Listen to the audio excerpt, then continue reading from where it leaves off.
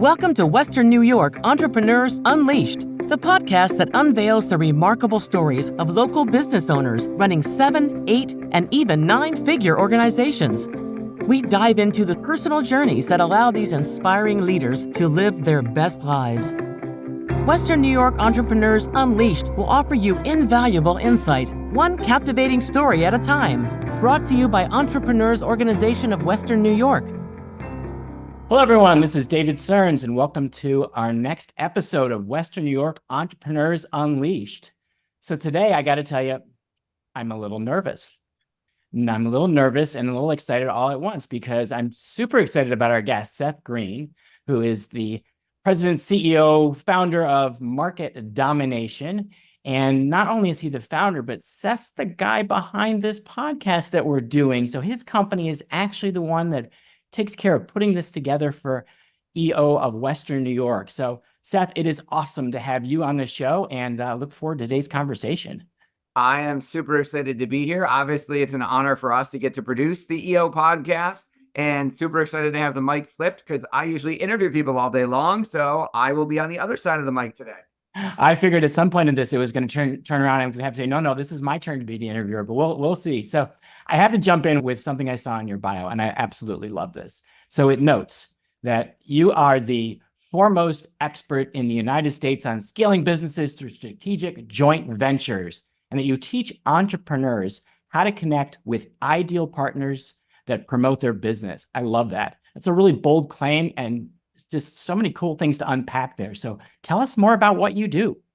Sure. Thank you so much. So we will recruit you a cult, a whatever you want to call it, a network of 50 centers of influence, referral partners, joint venture partners, affiliates, whatever you call them, 50 folks who see the same customers you do, but aren't your competition. We call that your co-opetition, and we'll get 50 of them over 50 weeks for you and get them to promote your business 50 weeks in a row.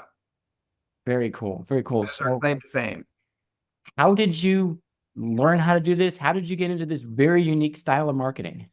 So did it on accident. So hang on, I'm trying to dig through. I didn't know I was going to need visual props today. And I had it out the other day. I started doing this over almost 20 years ago. I started out as a retail financial advisor. My specialty still is college financial aid negotiation. The firm that I started to help families cut the cost of college tuition about $33,000 a year. I used this marketing style to grow it to a national presence before podcasts were a thing. So I literally started off locally doing interviews in person on and I'm trying to find it, a $20 voice recorder that I got from Staples that you literally had to plug into your computer. Here it is. I got it. It still works. I love it. It has a physical cord I got to plug in to get the audio off of it. Then now I got to convert it to an MP3 if I use it. But I started off doing interviews with other people who saw the same clients that my college financial aid firm did. So and I built that to a network of 2,000 high school guidance counselors nationwide who send our company their kids, their students, to get our help with. And the marketing I did for that worked so well, it got me written about in every trade journal in the financial services industry. This was all before the internet. So other people literally had to go find a Yellow Pages and look me up and call me and say, I read the profile of you and registered rep. Like, how do I do that? And I faxed, again, dating it, my marketing coach who taught me all of that. And he said, start a marketing company and do it for them. So 17 years ago, Market Domination LLC was started with me and one other financial advisor who wanted to license my process. I didn't even know how to do that, but I learned. And it's since grown over the last 17 years. We have an amazing team now of 20 plus employees who work here. We've helped thousands and thousands of companies in 63 different industries grow their business using our unique methods. And obviously over the last 17 years, there's been a whole lot of technological innovation. So now podcasts are actually a thing. Social media is a thing. It has made our job a whole lot easier to reach a whole lot more people. I love it. So I want to actually go back to the days of a voice recorder and what gave you the inspiration to think about interviewing people. And you were like the OG of influencer marketing here. So what gave you this inspiration? I want a video clip of you saying that. I'm going to use that. So one of the first homework assignment, Dan Kennedy, legendary marketing guru Dan Kennedy, my original marketing coach gave me was to read the book Think and Grow Rich, which hopefully everybody watching the show has read and I read it every year. So I realized Napoleon Hill didn't know anything when he started. He interviewed people and then wrote a book about it. So the very first thing I did was start interviewing people that I wanted to get in front of. I wrote a book about it. Again, no Amazon back then. I launched the book all through direct mail. It worked really well. And I said, I think I'm onto something here. I now need to do this for real. And over the years, as the technology has gotten better and better, we've gotten better and better. From back in the days when we would mail our client a voice recorder and say, here's how to use this, to a big box of podcast equipment. And now we have with a separate office with 5 audio and video engineers in it who edit all the footage now that we do on Zoom. Fantastic. So it's really cool. I remember getting that box in the mail when you did it for EO Western New York, and the care package is really cool. And inside that care package were 2 of your books. So I'm going to skip ahead to a question I had later, but in that box were books you had written, and you mentioned it already. 1, how do you find the time to be an author? And 2, how has that impacted your business? Okay, so it's driven, I think I'd have to double check the numbers, but it's at least $7 million in sales for us. So impact is huge. And how I find the time, of the 9 books I've written, I've probably only actually written 1 or 2. Oh, keep going. I know everyone wants to hear how you did that. I've used the interview process to write most of our books.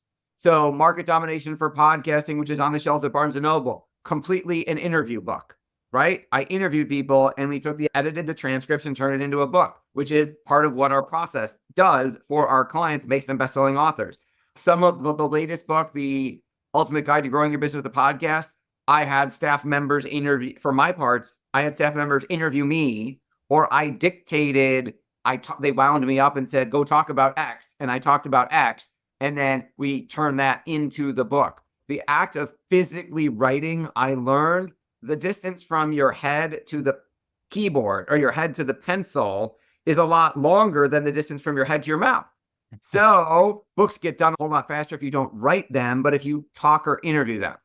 Oh, I love that. And the other thing you did that I really like, it's something that, because we're also content marketers in a different form, is really talking to people about either additive or derivative content. So if you're a regular blogger, okay, in 6 months, 12 months, you've written a book because you've written all the stuff that if there's a theme to it, you can tie it together. You've written a book. You just didn't realize you did it one 500-word post at a time. Or if you're writing for SEO, one 1,500 to 2,000-word post at a time.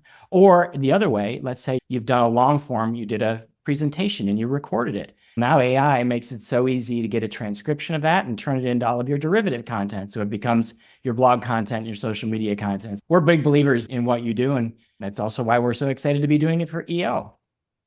Now, before we jumped on, I had the chance to go through your LinkedIn bio. And there's a lot of stuff there. You appear to have, I think, 32 different jobs right now. So tell everybody a little bit about all the things you're involved in, because it's a really cool list. Thank you. And so I don't really have 32 different jobs. This is a LinkedIn marketing hack for your audience. So if you create yourself a new position on LinkedIn, LinkedIn will automatically email every single person in your network and say, congratulate David on his new position. So every time we launch a new service, every time we come up with a new innovation, I create it as a new position. It emails my entire LinkedIn network of 15,000 or 20,000 connections I've got that I have a new position and says, say congratulations. I will get about 150 every single time of people who hit the say congrats and they just click the thing and it sends me a message saying congratulations on your new position. And then I will reply to all 150 of those people and say, thanks, have you actually checked out this thing that we're doing? Like, I know you clicked the just say congrats button and you didn't actually do anything. Have you actually looked at it? And I will get 20 to 30 leads a month of people going, no, let me go check that out. And then come back and go, oh, that's really cool. We should do that. Love that. What a really clever way to increase distribution. And you've got instant credibility with that network. And now, especially if they purchased one service from you and here's something new. LinkedIn's doing a great job of helping you promote it and probably even getting as good or better open rates than you might get on your own cold email. 100%. Yep. It gets 100% deliverability because it's LinkedIn. It doesn't go to spam. And again, it costs nothing. I have had some people ask the question, like, how do you get a new job every month? Like, how do you have this many? And then I will send them a short video going, this is my LinkedIn hack. And then they're like, oh, can I hire you for LinkedIn? So it works. That's great. But there are multiple companies that you're part of. Yes. So tell us a little bit more about, besides market domination, what you've got going on. Yes, I am a serial entrepreneur. So I own howtofindmoneyforcollege.com, which is the original core business of college financial aid negotiation, which has become even more incredibly popular in the last year with all the things the government has done to screw up financial aid. I own Silver Spoon Financial, which is a retirement investment and tax reduction firm. Because after you get done paying with college, the next biggest expense is retirement. And what most people don't realize because they've never retired before is your tax situation actually gets more complicated when you retire. Then we have BMD Publishing, which is our podcasting and publishing company where we recruit 50 joint venture partners 50 weeks in a row. And then Market Domination is our direct response marketing agency where we drive leads and sales for our clients through various forms of media. Might be social media marketing, might be direct mail, might be email, might be a newsletter. And then we might build them the online marketing funnel that's going to take that person from a click into a paying customer. Awesome. So I'm sure there are people listening in and or watching us on YouTube that are going, how do you balance it? Like I had time just keeping up with an email from one thing. So how do you balance keeping all of these ventures moving forward? So I don't. It's not balanced. And I learned that lesson. So my podcast co-host is Kevin Harrington from Shark Tank. And I had a conversation with him and Barbara Corcoran, also from Shark Tank. And I asked Barbara the same question and she said, balance is bogus. She used a different word that I can't say on air. She said, balance is beep. Boundaries rule. And she said she has a cell phone for each company. And then when she leaves the office, she leaves them all there and only takes her personal with her. So like after 5, if she leaves at 5, you can't get her. She's like, none of the businesses I own are like surgeons. No one's going to die. It'll be okay till tomorrow. And I was like, oh my God, I take calls all the time. Someone has a question at 7:00 at night and texts me, I answer, which drives my wife crazy. But so I don't think it's balanced. I think there are periods of extreme imbalance. So there's never a perfect seesaw or teeter-totter where you're at like perfectly balanced in everything. I think at one point, I'm going to be more focused on BMD. At another point, I'm more focused on market domination. Lately, the college has gotten a whole lot of more attention and required more of my time because of all the stuff the government's done to screw up financial aid. So I don't know that it's balanced in terms of it's just what I happen to be focused on the most at that given point of the day. And I also have a fantastic team that does a great job of making me look good and delivering amazing services for our clients because I certainly couldn't do all the work. Oh, that's fantastic. You described the up and down, and I think every entrepreneur feels that. So when you're doing this many different things, are you able to be strategic in how you plan your time? So you're very deliberate about it, or is it reactive and I'm just going to fill these buckets as each day goes on?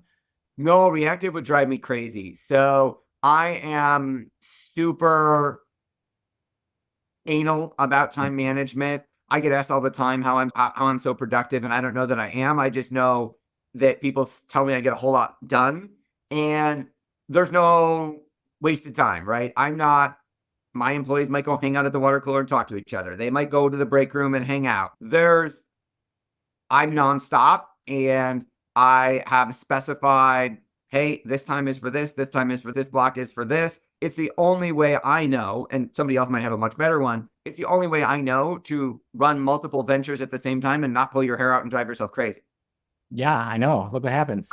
I was going to try and make a joke, but you did it before I could get there. No, but I'm a big believer in time blocking. And I know that I'm at my peak for creative work in the morning. So I time block that. Don't have meetings in the morning because that's my thinking, writing, doing time. But in the afternoon, I tend to be in more of a creative lull. It's a great time to have conversations because that'll bring me right back. It's a great time for all the calls.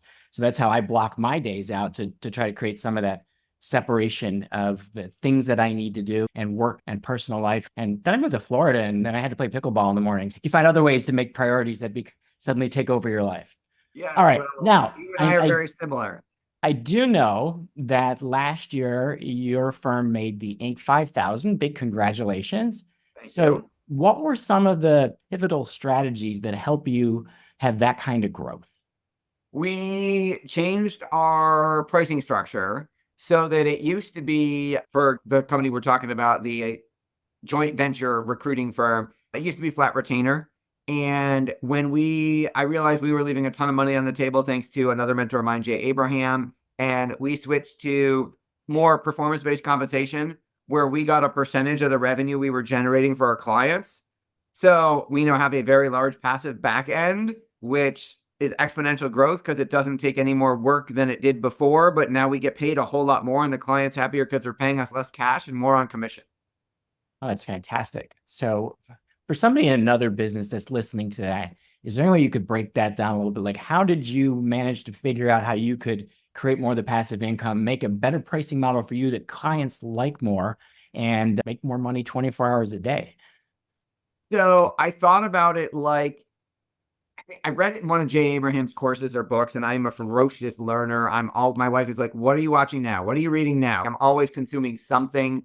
And I said, I wish the idea came about like from a private equity firm, right? They own a whole bunch of different companies, right? And the guy who's the CEO or managing partner of the PE firm doesn't manage them all, doesn't run them all. Warren Buffett isn't bottling Coca-Cola. He's got great people in place. They're running it. He's getting his piece of the action. And I said, man, I want my own PE firm. And I said, wouldn't it be cool if we could get, with Jay Abraham's help, a piece of the action of every business we help?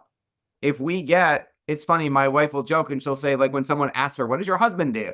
And she's like, how long do you have for me to answer that question? We were out the other night at Anderson's, and her friend, Lily, my daughter's friend's mom was like, what do you do? And I was like, honey, you answer. I don't even want to answer. And you're a civilian. You're not going to get it. And I said, I think he owns 4 businesses. And I was like, technically, we own pieces of a lot of our clients.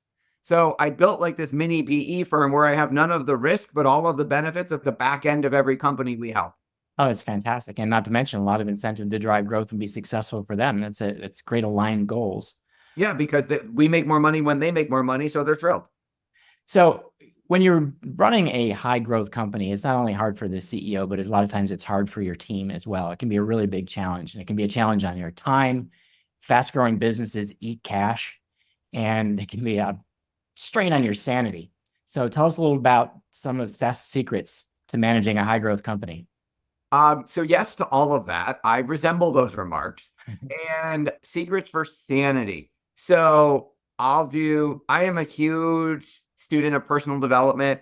One of my favorite quotes is from the book, The $4 Sandwich by Dr. Corey Melnikoff. And he says, who you are being affects how well what you do works.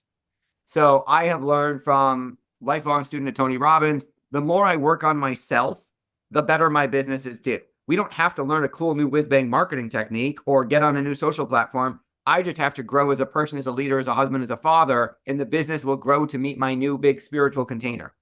Secrets to preserving my sanity. I have a cold plunge that I jump in first thing in the morning. I work out. I have a hot tub. We have a pool. I am a lifelong martial artist. So physical fitness, changing your physiology helps me maintain a positive emotional state.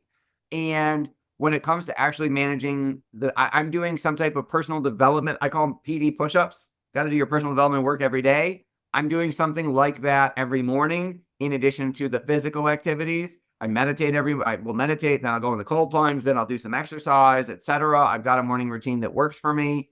And in terms of managing the actual business, I'm not perfect at that by any means. I try and improve on that every day. I think your business is a reflection of who you are. So I try and always work on, hey, how can I be resilient today? How can I be strong today? How can I be a good example today? And if I maintain my positive, excited, optimistic, emotional state, then it magically flows to the team and to the clients. If I come in a crappy mood and I'm upset and I'm in a scarcity-based mindset, magically, I'm going to get an email from some client that day saying they're not happy. Yeah, very true. It reminds me of listening to both Brian Bro from our Western New York chapter and one of his mentors, Warren Rustand, and who's one of the founders of Entrepreneurs Organization. And they both talk about living with intent and to get up in the morning and get focused. I know Brian has a habit where he does positive reading for 10 minutes, positive writing for 10 minutes, and basically just positive self-reflection in the quiet time for 10 minutes. And that's his first 30 minutes of every day. I will say I don't do 30. I got encouraged to adopt the habit of, before I get out of bed, grab a journal and write down at least 3 things that made me happy from the day before. And then I added to that habit of what's the intent for today. And I find that if I skip that exercise and I jump right into email, and email is just the land of triggers, something's going to set you off. But if I start with that positive intent and I start with that thinking about what made me happy from the day before, and I go right into something that I want to be doing, I'm going to have a great morning. Absolutely. If you win, I'm a big Craig Ballantyne. I've been friends with him for years. He's a best-selling author of The Perfect Day Formula and The Perfect Week. Big proponent of that in terms of you win your morning. The rest of it's funny if I'm up at 6:30 and I'm doing all the things and then taking kids to school and all this stuff, and I'm at work at 8:30 and people are like, have a good day. I'm like, I already had a good day. I'm good. I crushed the last 2 hours. The rest of the day is going to be easy. That's great. So I want to go back to something you said. You said very quickly that you do a podcast and you do it with Kevin Harrington from Shark Tank. You've had Barbara Corcoran on the show. All right, that's really cool. I'm sure almost everybody that's listening and watching is a fan of Shark Tank. So tell us about the show. What is the podcast about and how you managed to hook a shark? Sure. So it's called Sharkpreneur with Kevin Harrington and myself. Kevin does, depends on the month. He will do usually an episode a week with me. Some months there's none with him. Some months there's one every week. Next week, after we're recording 3 in a row on one day, depends on his insane travel schedule. We interview successful entrepreneurs about what it takes to scale their companies. So we interview lots of cool people. Kevin, again, does a limited number of episodes because of his schedule. I do all the rest. So I think we air 3 or 4 times a week. It's an awesome show. Selfishly, you should go listen to it. How I hooked Kevin. So I kidnapped Kevin. So here's what happened. So, well, that's subtle. Yes, that's true. So I got it was like 11, 12 years ago. I got an email from a friend of mine who said, hey, don't you watch Shark Tank? I said, yeah. He said, did you know that Kevin Harrington is coming to Buffalo to speak? And I said, no one comes to Buffalo. What are you talking about? There's this organization called EO, and he was one of the founding board members, and the regional conference for whatever is here in Western New York, and he's the speaker. I'm like, oh my God, I have to go. I don't know what EO is, whatever. I found out I wasn't an EO member. It cost me $300 to buy a ticket. I bought a ticket. I had 8 meetings that day. I moved them all so I could go. I go to the conference. I go sit in the back. I listen to the thing. Kevin speaks.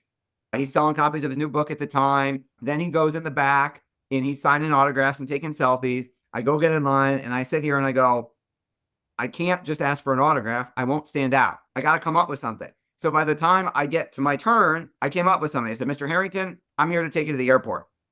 And this was before Uber. And he said, oh, that's okay. I'm just going to take a cab. And they said, no, they insist. I'm supposed to take you to the airport. And he said, he says, okay, I got to do this. And then I got to have a meeting with the local EO board. Why don't you come to the meeting, be a fly on the wall, watch me work, and then you can drive me to the airport. And I said, sign me up.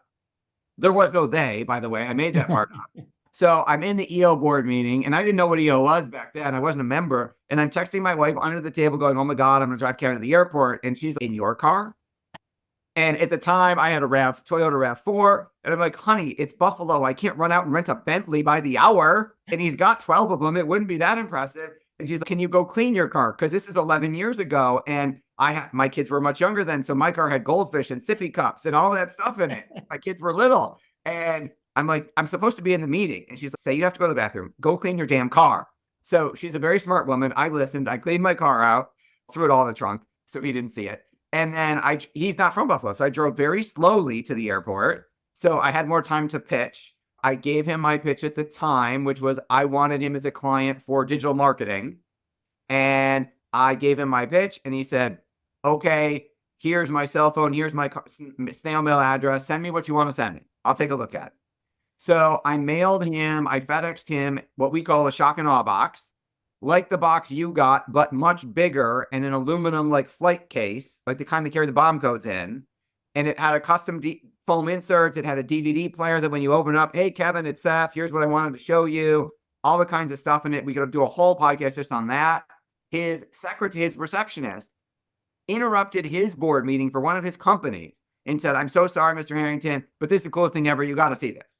He texted me and said, my secretary just interrupted my board meeting to show me your box. I'm really pissed, but she's right. This is like the coolest box I've ever gotten. I'm like, I did not tell her to barge in on you. I didn't. And I got to get on a plane and I'll call you when I get back. So he ended up hiring us. We worked on As Seen on TV, which was his brand at the time before he sold it. Funny story. I had said, you've got 7 holes in your online marketing funnel for As Seen on TV. If we fix them, it'll up your revenue like 20%. And he said, do you know that we do like billions of dollars a year? And I said, yes. And he said, so you're promising me you're going to make me like an extra $100 million? And I started to sweat a little bit. I was like, yes, it should work. And then, okay, you're hired. And I didn't have the performance-based business model then because I'd be retired now. I didn't think of it then because if I had gotten a piece of that, I wouldn't be here.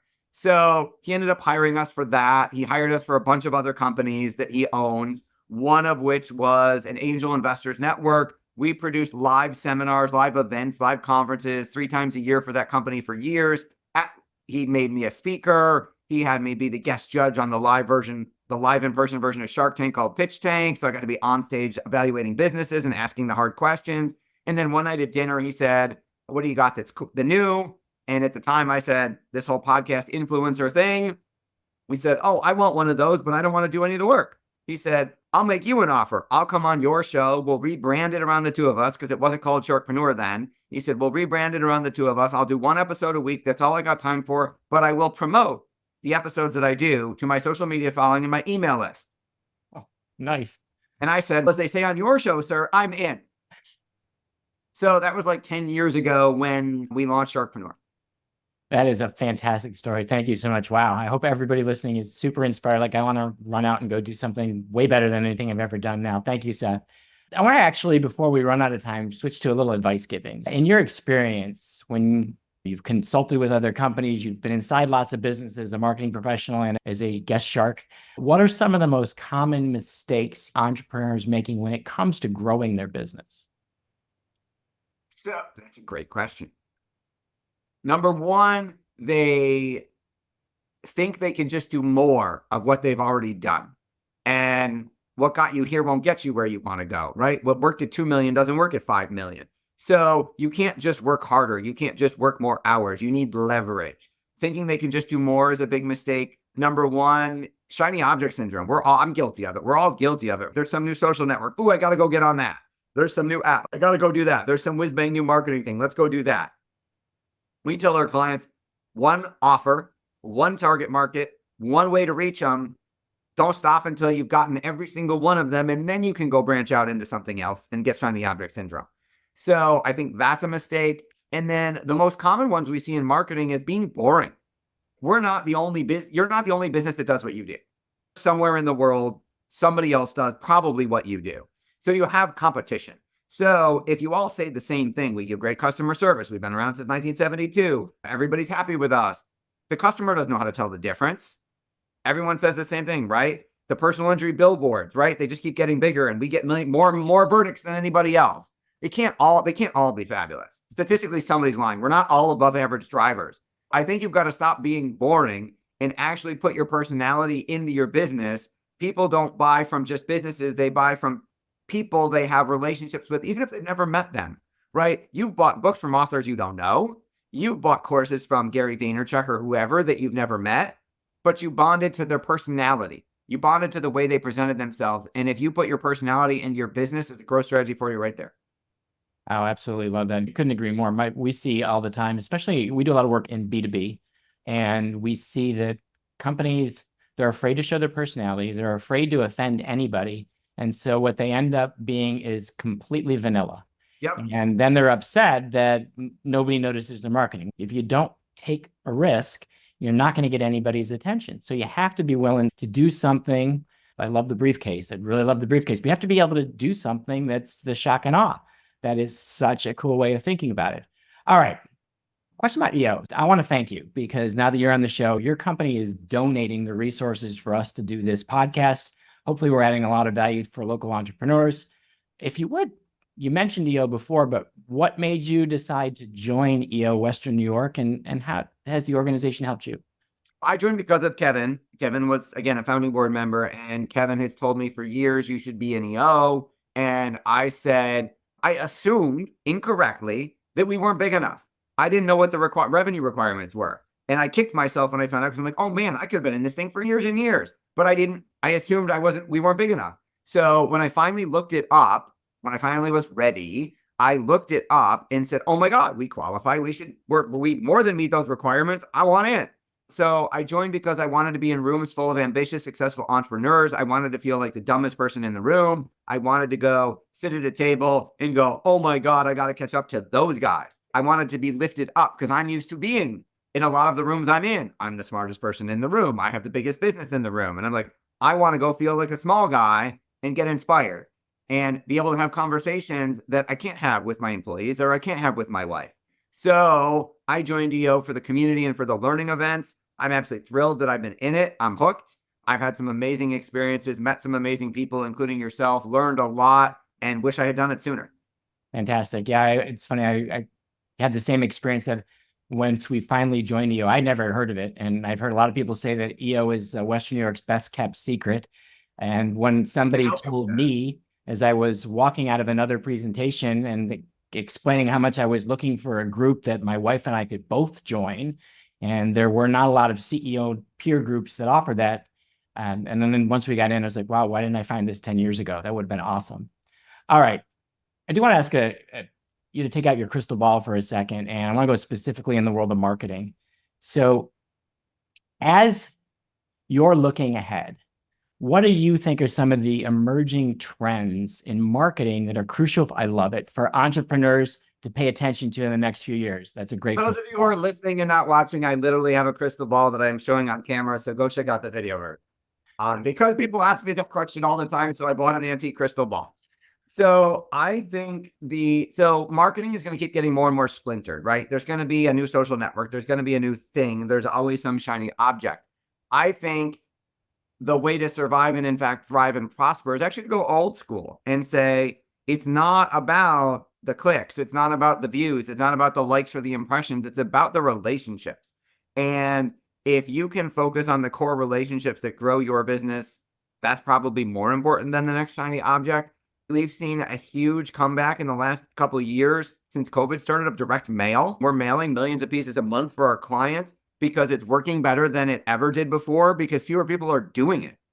And you can make a bigger difference and show up with theater like that box. You can show up in a way that you can't with an email.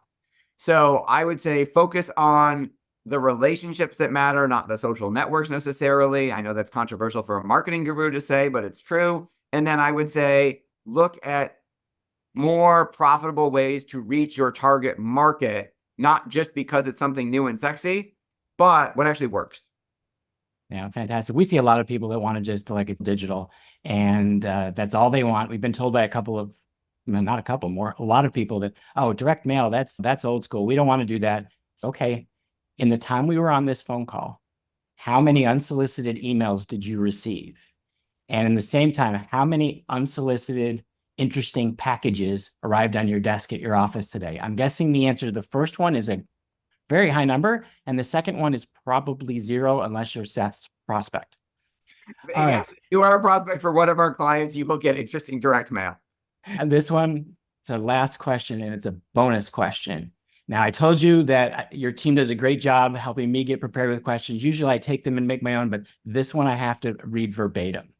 Okay. So here you go. In August, you hired a no-nonsense, scrappy upstart of a podcast producer named Roy. Would you say Roy is a great employee or the greatest employee that has ever worked for you? You're welcome, Roy. Oh, there's a setup right there. Thanks, Roy, for the setup when you edit this. Yes, I think Roy is an awesome employee. He has done a great job. He's a fabulous addition to our team, and I'm very happy with his performance. He's been great to work with. So thank you, Roy. Seth, I'm sure people are going to want to check out your books, check out your company, and there's a lot of places they could go. So where is the best place to get connected to you? So the social network I'm most active on is on LinkedIn. If you want to check out marketdominationllc.com is the company website that is currently being redone. If you have high school age kids, check out howtofindmoneyforcollege.com. And start with those two places: LinkedIn, marketdominationllc.com, and howtofindmoneyforcollege.com. That's 3 places. Awesome. Seth Greene, he's a serial entrepreneur, incredibly well-connected person, and just fun guy to talk to. Thank you so much for being part of this edition of Western New York Entrepreneurs Unleashed. Thanks so much for having me. It was a blast. Thank you for joining us on this episode of Western New York Entrepreneurs Unleashed, and another inspiring story from a local business leader who scaled their company.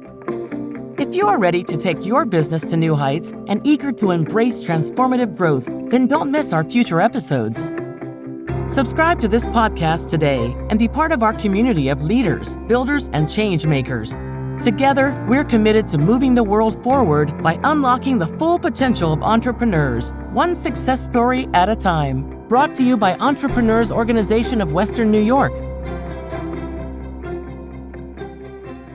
49 faces looked to him in triumph. Over the last 12 months, they had each taken turns and promoted his business for a week at a time, driving over $987,342 in revenue. What if you had a network of 50 centers of influence who promoted your business every week for a year? Grab your copy of the #1 Amazon best-selling book, The Ultimate Guide to Growing Your Business with a Podcast, at 33% off the Amazon price by going to ultimatepodcastbook.com. Again, that website for 33% off the Amazon price is ultimatepodcastbook.com.